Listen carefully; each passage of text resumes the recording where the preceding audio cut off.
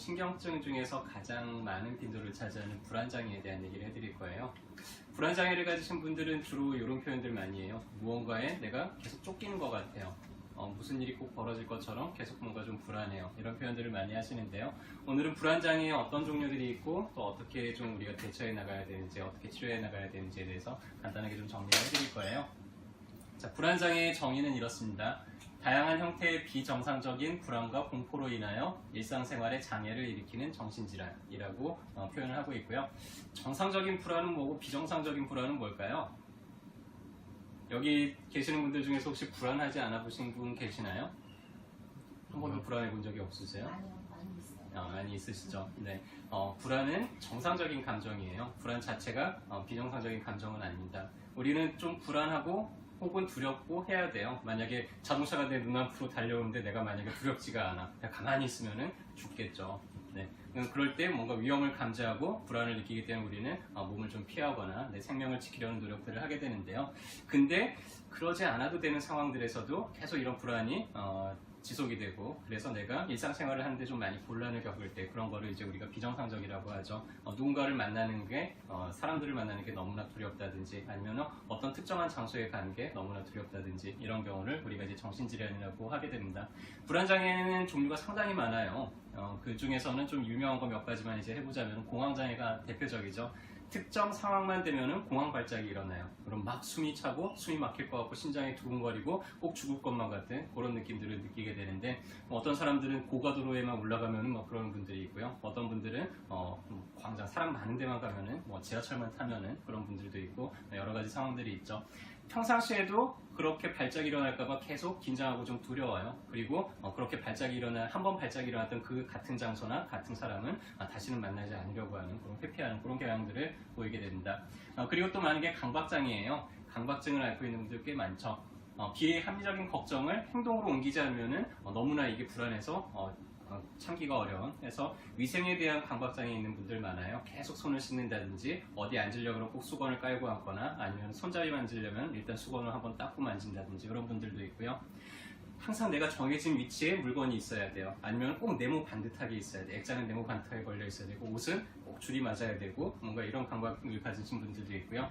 집단 속에 대해서 내가 외출하다가 불을 안 끄고 나온 것 같아. 다시 돌아가가지고 확인하고 다시 나가다가 문을 안 잠근 것 같아. 또 다시 돌아가가지고는 나가다가 또 가스를 안 끈 것 같아. 계속 이렇게 뭔가 좀 집단 속에 대한 감각을 가지신 분들도 있고 그렇습니다. 세월호 사건 이후에 상당히 좀 조명을 많이 받았죠. 외상 후 스트레스 장애 PTSD라고 하는데요. 어떤 정신적인 충격이나 신체적인 충격을 겪은 이후에 꿈이나 아니면 상상으로 계속해서 같은 거를 경험을 반복을 하게 되는 그런 것들이고요. 그래서 계속해서 뭔가를 좀 이렇게 흥분되어 있는 상태, 긴장되어 있는 상태가 지속이 되게 됩니다. 그리고 비슷한 상황이 되면은 조금 더 과도하게 좀 불안해지는 그런 경향들을 보이게 되죠. 그 외에 또 이제 범불안 장애가 있어요. 어떤 특정한 상황이 아니라 그냥 늘 불안해요, 이 사람은. 저희 어머니도 조금 이제 범불안 장애가 아닌가 싶은데요. 저희 어머니 같은 경우에도 항상 제가 이제 외출했다가 어디 안 들어오면 혹시 무슨 일 생긴 거 아니야? 이렇게 잠 못 이루시기도 하고요. 제가 무슨 일만 하려고 그러면 야 망하면 어떻게 하려고 그러냐? 잘못되면 어떻게 하려고 그러냐? 이렇게 하시는데 그게 이제 도를 넘지는 않기 때문에 그러는데, 어떤 분들은 계속해서 뭔가 불안한 거예요. 무슨 일이 벌어질 것 같고, 꼭 어떤 일이 벌어질 것 같아서 내가 어떻게 잘못될 것 같고, 지나친 이제 건강연려를 가지고 계신 분들도 좀 이런 데 속하게 되죠. 특정 공포증을 가지고 있는 사람들도 있어요. 이거는 특정 조건만 되면은 과도하게 이제 불안해져요. 어떤 사람들은 대표적인 이제 고소공포증이죠. 좀 높은 데 올라가면 꼭 떨어져 죽을 것 같은 이런 불안감이 느낀다든지, 어떤 사람들이 이제 곤충, 거미만 보면은 막 어쩔 줄을 모른다든지, 새가 날아다니는 것만 보면 막 어쩔 줄을 몰라 한다, 이런 분들도 있고요. 혹은 피에 대해서, 혹은 주사바늘에 대해서 그런 분들 꽤 많아요. 그래서 가끔 이렇게 진료하고 침 놓다 보면은 침만 보고 막 이렇게 쓰러지기도 하고 이런 분들이 있는데, 그래서 자기가 어떤 그런 특정한 대상을 접하게 되면은 그 자리에서 주저앉고 아무것도 못한다든지, 아니면은 실신을 해버린다든지, 이런 증상들이 특징입니다. 사회공포증을 가지신 분들도 많죠. 대인관계가 되게 어려워요. 사람들이 계속 나를 보는 것 같고, 계속 나를 주목하는 것 같고, 내가 어떻게 해야 될지를 모르겠고, 그래서 남들 앞에서 이야기를 하려고 한다든지 발표를 하려고 그러면은 아무것도 못해요. 머리가 하얗게 돼버리고, 그런 증상들도 있습니다.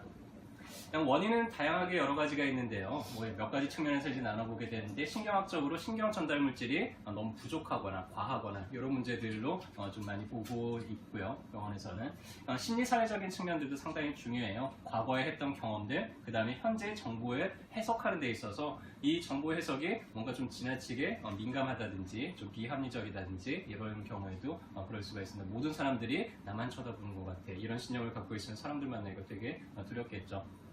그래서 대인관계에서 좀 갈등을 겪는다든지 지나치게 긴장된 상태를 유지하는 경우들이 많습니다. 뇌 구조 자체가 좀 발달이 덜 돼서 그러는 분들도 있어요. 그래서 전두엽이 우리 몸에 있는 모든 행동을 통제하는 데 있어서 상당히 중요한 역할을 하는데 어려서부터 그런 것들이 좀 미성숙하다든지 측두엽에 좀 이상이 생겼다든지 이런 경우에 그럴 수도 있고요. 뇌의 기능 자체가 저하가 돼서 그럴 수가 있어요. 편도체나 해마의 기능이 저하가 돼서 그러는데 편도체라는 거는요 불안이나 공포나 이럴 때 이제 흥분을 하게 됩니다. 여러분들 뚜껑 열려본 적 있나요?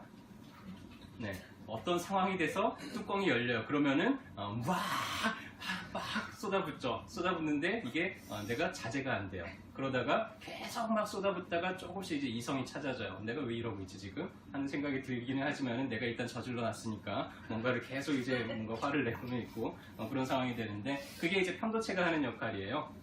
어떤 특정 상황이 되면은 편도체에 빨간불이 딱 켜져요. 빨간불이 켜지게 되면은 뇌의 모든 이성적인 활동들이 스톱을 하게 됩니다. 그렇게 되면은 약 90초 정도 지속이 된다 그래요. 그 사이에서 막 흥분하면서 뭔가 위협으로부터 내가 도망가거나 아니면은 맞서 싸우거나 이렇게 되는데요. 일단은 편도체가 공포나 불안에 의해서 흥분되면 그 자리에서 아무것도 못하는 그냥 그 불안에 압도되는 그런 상황이 있다가 원래는 한 90초, 60초에서 90초 정도면 그게 정상으로 되돌아와요. 근데 그게 계속 지속되는 분들도 있습니다. 그러면 이제 식상하부 쪽으로 신호가 옮겨가서 스트레스 호르몬이 과다하게 분비가 되고 교감신경계가 항진이 돼요. 막 두근거리고 식은땀 나고 동공은 커지고 뭔가 몸은 자꾸 힘이 들어가고 이렇게 되죠. 잠도 잘 안 오게 됩니다.